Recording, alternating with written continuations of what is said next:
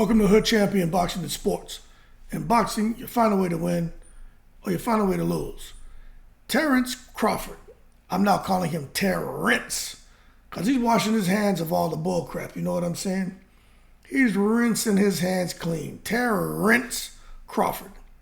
This man here, man, less than 48 hours after Sebastian Fundora had the miracle happen, you know what I'm saying? And what I say was a epic fight between Fundora and Tim Tszyu. A lot of blood, a lot of controversy, a lot of what the hell did I just watch, right? But after that performance, you know, Terence Crawford, in my opinion, man, seemed to have all the attention on himself as far as what his next move was going to be. And in my opinion, seemed to have already had an opponent solidified for his return to the ring ever since the rematch with him and Spence seemed to have kind of fallen apart. So I can only imagine what Terence Crawford was feeling. But then Earl Spence comes in the ring, and then we find out today the WBO, right?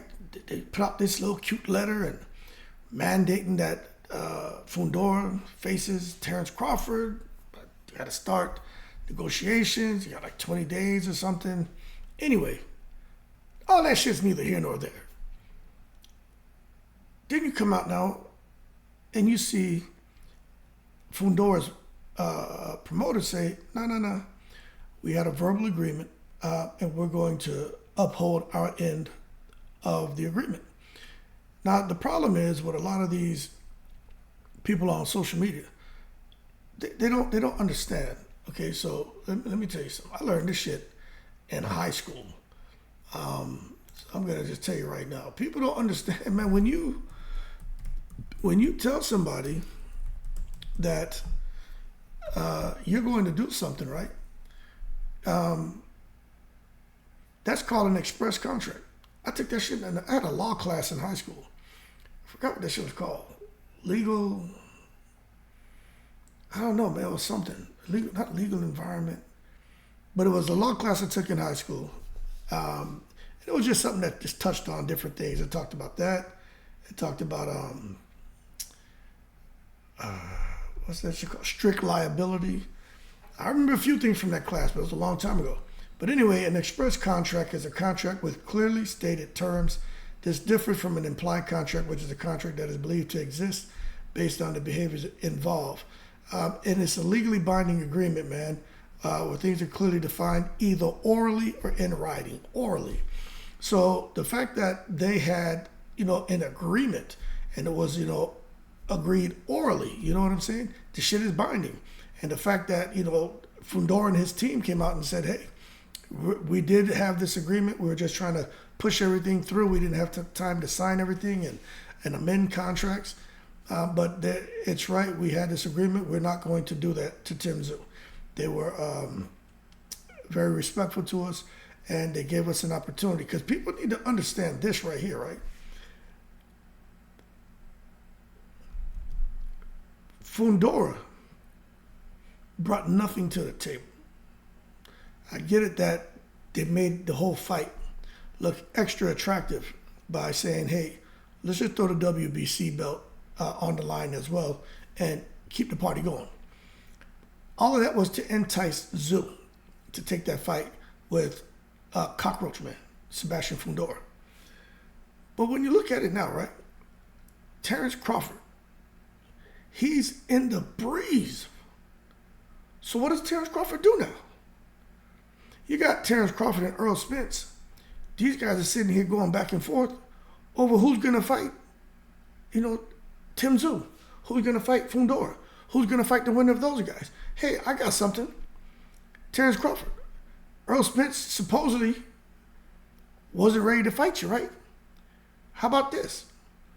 Why don't you just rinse your hands of this whole fighting Fundora, whole fighting Tszyu crap, right? Forget about it. They're going a different direction now. Yo, man, push up on Earl Spence. Call him out.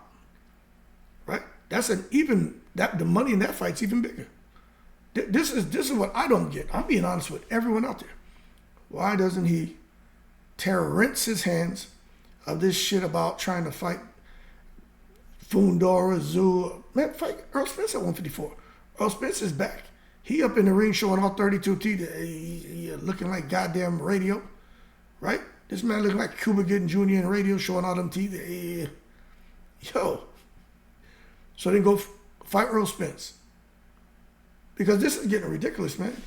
And when you watch Terence Crawford, man, I know some people don't like Terence Crawford. I get it. I like Terence Crawford. I like all these dudes, man. I don't, people get all emotional, man. But my thing is, why does Crawford still have to campaign? Y'all see what's happening here? Crawford is arguably the best out there right now. But Terence Crawford has to campaign? This man has a campaign for a fight. People should be breaking the necks to fight him. But I understand the argument. Oh, the money, the this. I get it. But how about this, right? Let's kind of invert that. Okay? Let's invert that. Maybe it's not money and then the threat, right? Maybe we invert that. Maybe the fact is how much of a threat he is. Then secondary would be the money. That's if we're being all the way real. And really being genuine with our assessment of why Terence Crawford is always in the goddamn breeze. And things don't work out for that man. Because he's a threat. Everyone knows it. And when they saw, okay, you may have a guard dog in your house, right? And to you, that guard dog is everything. And you may have some kind of German Shepherd in there. And the German Shepherd, biting the furniture and shit. Not everybody in your house scared. Like, oh man, this German Shepherd is violent. And then you had that German Shepherd bump up against the neighborhood goddamn Rottweiler. And that Rottweiler, and you see that Rottweiler jump on that German Shepherd's ass and tear him apart. Every other dog in that neighborhood happened to be out there in the backyard and perched up over the fence, seeing that ass whooping. No matter how bad them pit bulls, them German Shepherd, them Saint Bernard, or whatever the hell you got in your yard, they see that German Shepherd that everybody was afraid of, and how that German Shepherd come and bite up the furniture and all kind of shit. You know what I mean? Piss and shit at the same time. Badass dog. And they see that Rottweiler tear his ass up. I don't care how bad they think they are. They like, I ain't getting in there with that goddamn Rottweiler. And that's exactly what Terence Crawford did. He tore Earl, the German Shepherd, Spence's ass up so bad that people are like, we ain't messing with Terence the Rottweiler Crawford. And that's just what it is. They may, part of them may want to, but they're like, hell no. This ain't worth losing my life. You know what I'm saying? So now Butter's just out here in the breeze. Now I understand there's some discussions going on with possibly facing some other fighters, and then he possibly having to face his mandatory. But this is the real deal, right? Let me show y'all something. Where's my shit? Tell me I closed out one of my windows? Let me pull it up. Let me show y'all the real deal, right? This is what we're really dealing with. This is what's coming. I'm telling y'all right now. It's coming. You might as well get ready. For those of you who are Terence Crawford fans, they're coming for his ass. Watch this. Let me show you what's about to happen to Terence Crawford. Because shit ain't working out for him. I don't care if you're a Crawford fan or not. I don't see how you can argue with what I'm about to show you. Uh-oh. I didn't know that. Check this out. Oh, this is updated. Great. Now, Crawford is the man, of course. But check this out. Kavaliauskas is at 9. There's been oh shit, Santillan's at 3 now. They've reorganized this. Okay. Anyway, we ain't here to talk about that. This is what's coming. Crawford has a WBO strap, the WBC strap, and WBA strap. Crawford, if he can't make this fight, which is up here, right? He trying to make a fight here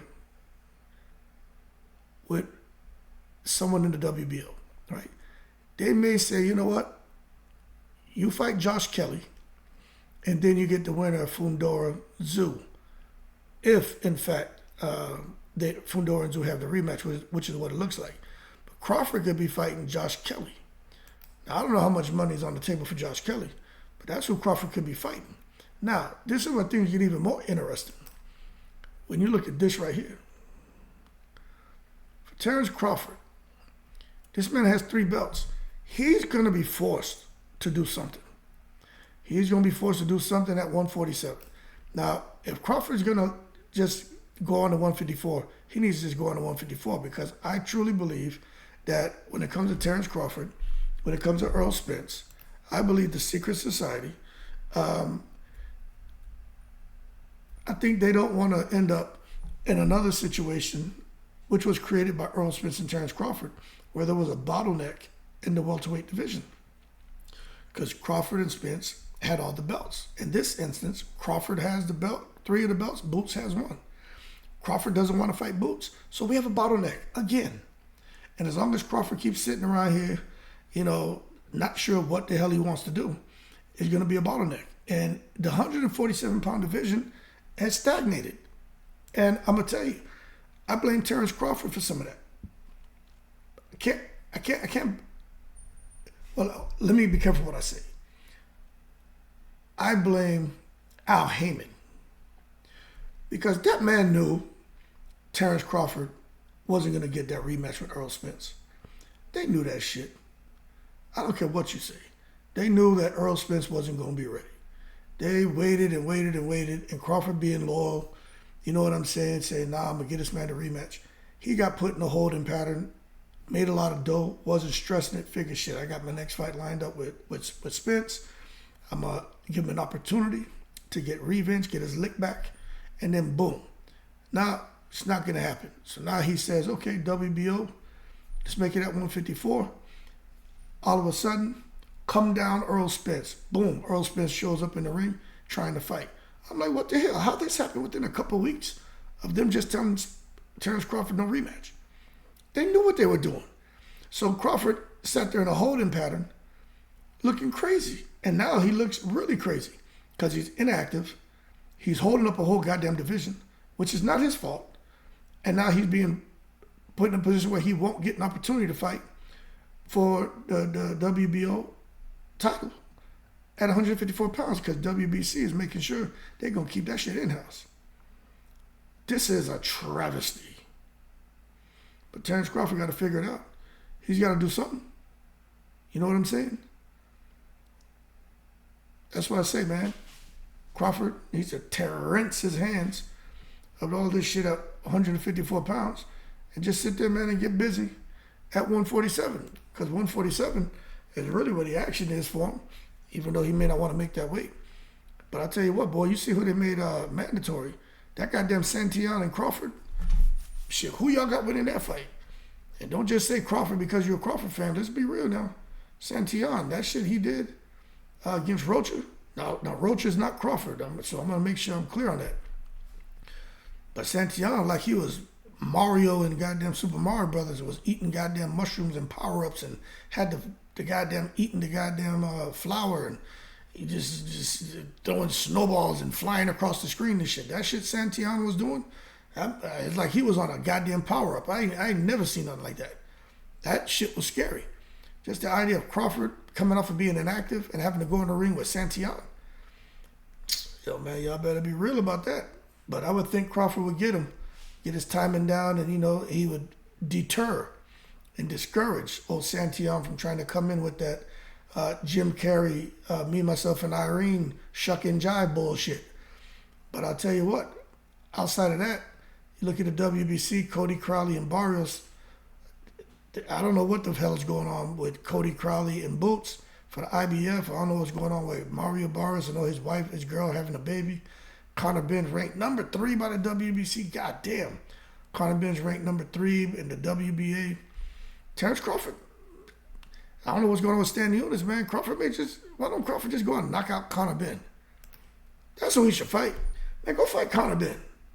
Quit playing around, man. Go out there and knock out Conor Benn's ass. Eddie Hearn wants to give him a big fight. Conor Benn talking about fighting from 147 to 160. Fight Conor Benn at 147 and knock him out. He's sure to make $20 million fighting Conor Benn.